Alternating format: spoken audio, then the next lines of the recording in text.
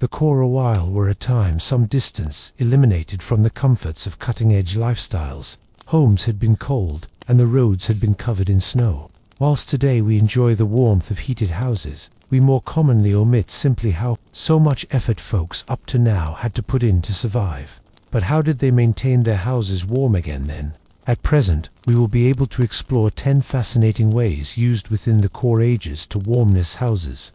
These approaches weren't close to surviving the cold, but also about making existence a bit extra bearable. Slowly and calmly, we'll take a journey back in time to realize how men and women dealt with the cold and which particular techniques they used to remain heat. This video will probably be a peaceable exploration of historical past unfolding at a gradual percent. There gained be any drama or excitement taking middle stage. Rather, we'll focus on the quieter, lesser recognized facets of daily life from that era. Get competent as we uncover a world hidden at the back of the cold stone walls of the earlier. Within the core a while, folks lived in a global without the today's comforts we probably take without any consideration today. There have been no principal heating techniques, no gas or electric heaters, and no rapid fixes for a cold room. Instead, folks relied on a type of approaches to preserve their homes warm for the period of the tough winters. These approaches, although much less efficient than those we all know now, were major for survival. The must-stay heat was now not only a subject of alleviation, however, of necessity. Cold homes would lead to health problems, and in some regions, a bloodless winter might even result in dying. During the medieval period, a lot of the populace lived in small, easy dwellings, product of bushes or stone. These properties were normally poorly insulated, which intended that the warmth inside of was once effectively lost to the bloodless external. The inhabitants of these houses needed to rely on more than a few ways to entice and maintain heat. In this section, we will be able to explore one of the most fascinating and particular ways that medieval individuals saved their homes warm. The ways they used have been more often than not rudimentary by way of state-of-the-art requirements, yet they were ingeniously tailored to the atmosphere and the to-be had resources. A few of these heating methods have been utilized in huge stone castles. At the same time, others have been located in humble cottages. In each and every case, the goal was once the identical: to create a warm and non-toxic atmosphere where households might gather and reside by way of the long, cold months of wintry weather. We start with probably the most general and predominant form of heating using fireplace. Fireplace, in its quite a lot of types, was once at the heart of most medieval heating ways, whether or not through an open fireplace, a brazier, or a fire pit. Hearth was once the supply of heat for most households. It used to be not only the approach of alternative for heating, but additionally for cooking and light. Nevertheless, as we will be able to see, hearth alone was once most likely no longer ample to preserve a residence warm. Various approaches were employed to make fireplace extra efficient, and other ingenious ways had been developed to supplement the warmness it provided. For example, the use of special room designs that facilitated the trapping of warmness and the position of fires in strategic places had been one of the most approaches where medieval persons adapted their houses to the bloodless. On this part, we will begin with the aid of discussing the elemental open hearth and its role in medieval properties, exploring the way it was used both as a source of warmth and a cooking process. We can also look on the architectural designs that allowed warmth to be retained within the dwelling. The transition from one heating method to another, or the combo of exclusive approaches, was in most cases critical to ensure warmth for the duration of the day and nighttime. The fireplace, with its ever-reward hearth, used to be the primary detail in most medieval properties. It used to be a constant supply of heat, mild, and protection. Fire, being essentially the most without problems to be had and potent method of heating, was once often placed in the predominant living area of the house. This was the place families would accumulate to prepare dinner, consume, and spend their time. The fireside was most of the time enormous, taking up an enormous part of the room, and was most often constructed with a stone or brick surround to aid contain the fire and prevent it from spreading. Subsequent, we can discover other ways of warmness retention, including the design of medieval stoves and using materials like stone and clay that help to absorb and radiate warmness. These simple but robust tactics furnished warmth in a time when the weather external was once more often than not some distance. from hospitable.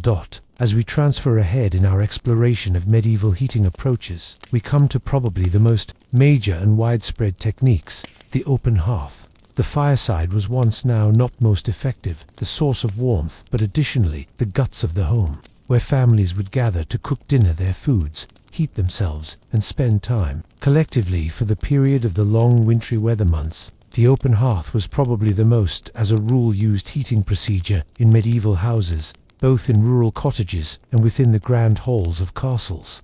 It was once an approach so critical to everyday life that it defined the structure and design of many medieval dwellings. The fireside was once in general placed within the middle of the primary residing area. In greater homes or castles, it might be determined in the excellent corridor, a tremendous room the place the family or loved ones would congregate.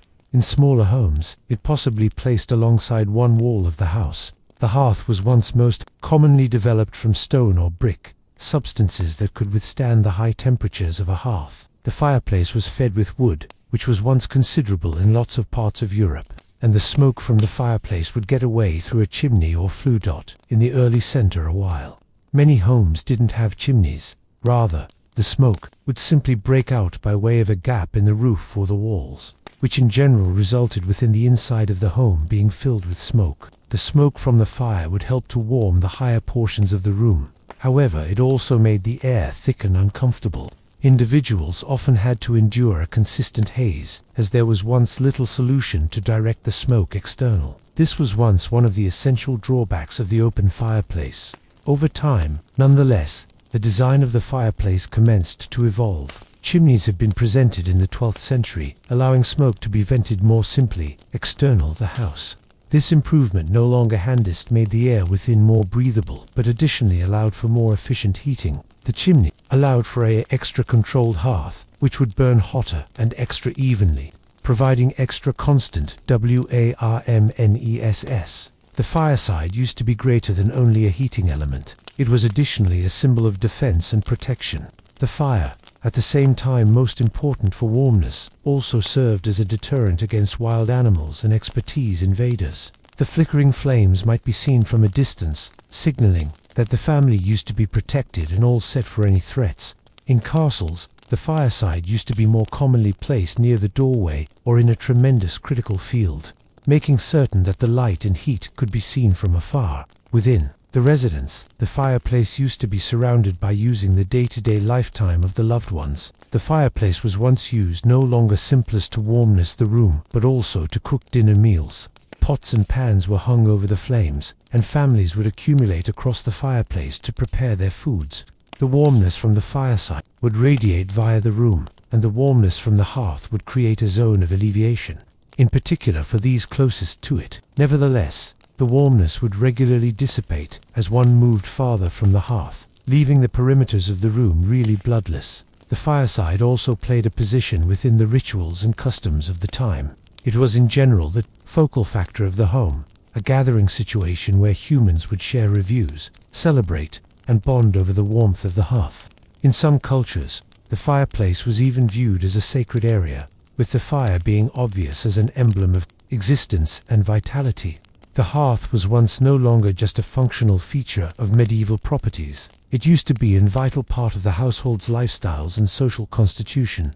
As we examine the function of the open fireplace, we can see how it served as each a heating system and a cultural centerpiece. It provided warmness, food, and lightweight. Nevertheless, it also represented safety, social interplay, and neighborhood. It used to be a relevant part of medieval existence, one that shaped the best way persons lived and interacted with their atmosphere. Now that we've examined the open fireplace, we can flip our awareness to different heating approaches that have been used within the center a long time. Whilst the fireside was once probably the most original and fundamental source of warmness, there have been different progressive techniques and gadgets that help to furnish extra warmness. Notably, in higher houses or castles, the place extra effective programs have been wanted. While the open fireside used to be the mainstay of medieval heating, it was once, now, not continuously adequate to heat bigger rooms or more than one areas of an apartment. Additionally to the hearth, folks used other approaches to provide heat in specified areas of their homes. One such system used to be using braziers and portable heaters. These have been small, movable contraptions that could be positioned wherever in a room to provide localized heat. Braziers have been exceptionally priceless in rooms where the principal fireside used to be not practical or efficient, adequate to warmth the complete space. A brazier was typically a metallic container, most of the time product of iron, in which charcoal or small pieces of timber had been burned. The brazier itself was designed to maintain and radiate warmness.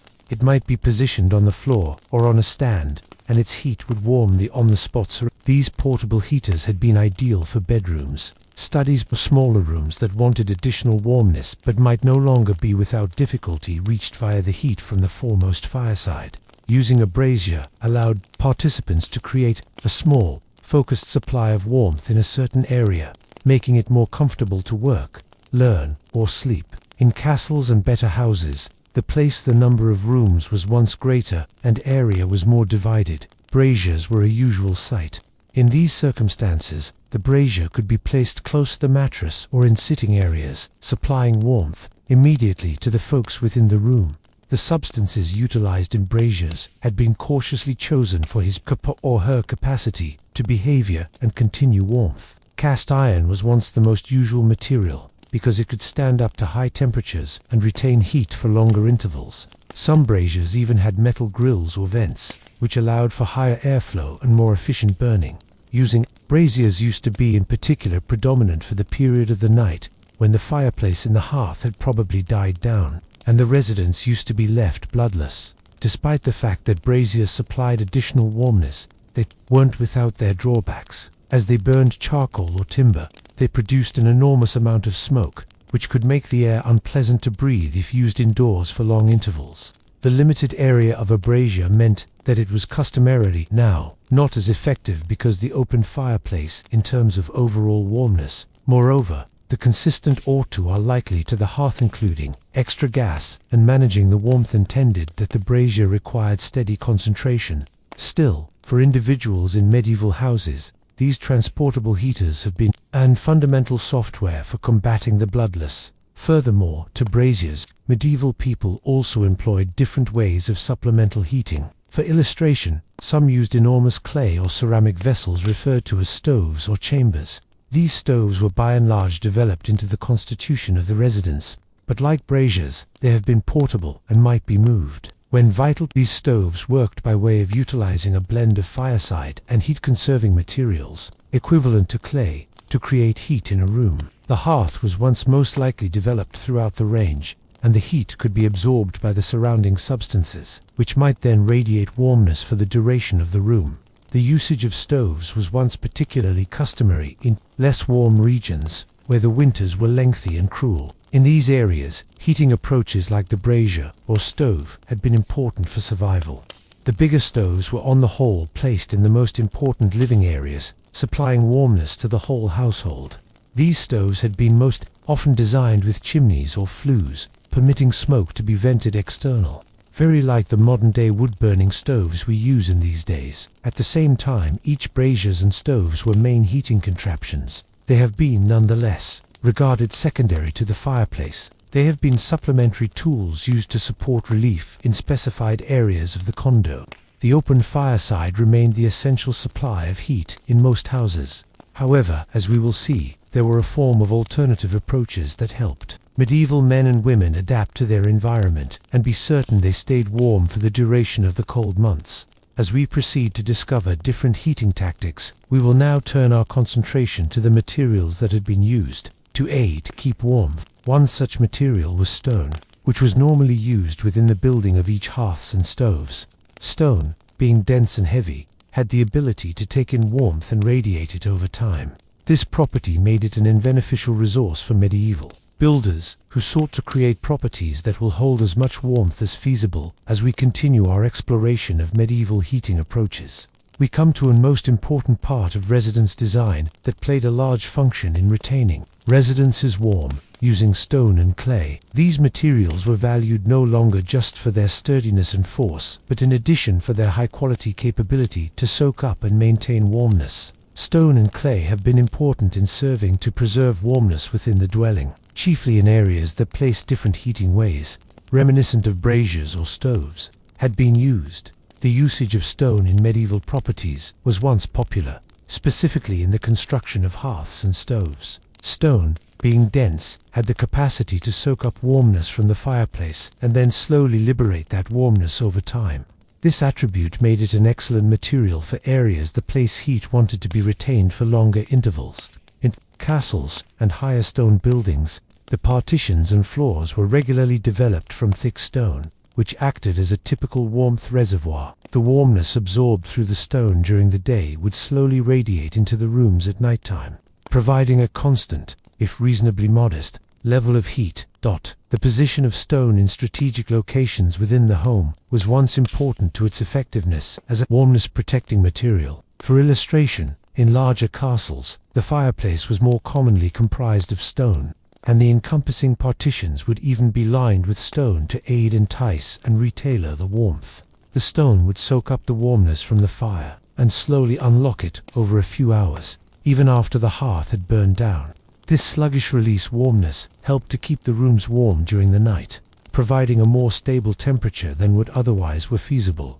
Moreover, to stone, clay used to be a different material frequently utilized in medieval heating systems. Clay stoves, that had been frequently used in rural homes, labored in an identical way to the stone hearths. The clay would soak up the heat from the fire and gradually unencumber it into the room. These stoves, which were repeatedly developed into the partitions of the residence, were designed to maximize the amount of warmth they might store. The thick clay walls would maintain the warmth for hours after the fireplace had been extinguished, guaranteeing that the room stayed heat even by way of the coldest nights.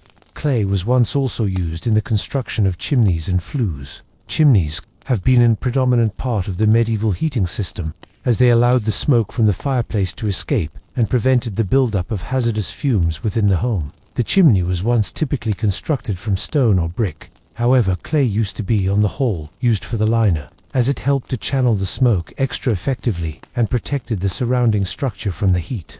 The potential of stone and clay to continue warmth made them predominant in areas where firewood was scarce or expensive. In colder areas, where lengthy winters made heating a constant situation, using warmth-protecting substances allowed people to profit from their restricted firewood. Instead of constantly tending to the fire, humans could depend on the warmness stored within the stone and clay to keep their houses heat for longer periods. This was once certainly main in higher homes and castles, where retaining a consistent temperature might be a task. Because of the scale of the building and the number of rooms that needed to be heated, in smaller cottages, stone and clay have been also used within the building of fireplaces and stoves, but on a smaller scale. The substances helped to benefit from the fireplace's warmth, making sure that the room stayed heat without having regular attention. The use of these substances used to be specifically important in the course of the wintry weather months, when fires were often kept burning for lengthy stretches of time. As we contemplate the role of stone and clay in medieval heating, we can see how these substances have been most important a part of making a comfortable living atmosphere for the period of the bloodless months. At the same time, they weren't as effective as cutting-edge heating ways. They played a primary position in keeping properties heat and defending individuals from the hazards of cold climate. Now that we have examined the function of stone and clay in medieval heating, we can turn our concentration to other lesser recognized methods that have been employed throughout this time. One such system was once the use of warmth chambers or heat rooms, which have been designed to trap and maintain heat within an exact space.